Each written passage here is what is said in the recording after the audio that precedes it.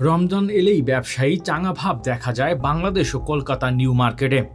এ সময় রমজান মাসে নিউ মার্কেটের দোকানগুলো থাকতো সগরম, পা ফেলার জায়গা মিলত না। সকাল থেকে গভীর রাত পর্যন্ত চলতো বেচাকেনা।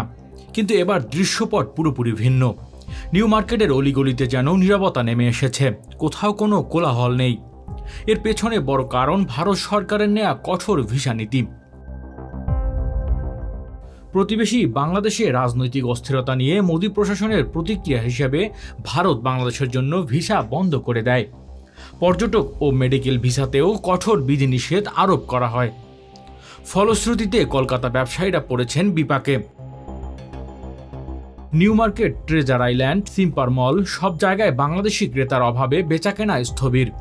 ব্যবসায়ীদের মতে নিউ মার্কেটের মোট ব্যবসা 50 থেকে 55% নির্ভর করত বাংলাদেশি ক্রেতার উপর, যা রমজানে আরও বেড়ে যেত। এবার সেই চিত্র উল্টো। হোটেল খালি, দোকান বন্ধ, পরিবহন ব্যবসায় ঝুঁকির মুখে। কলকাতার প্রায় 100টিরও বেশি হোটেল এবং 3000 দোকান বাংলাদেশি ক্রেতাদের উপর নির্ভরশীল।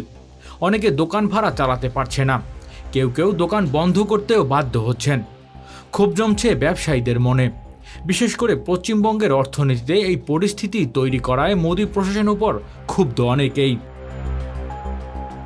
Desk report, metro TV.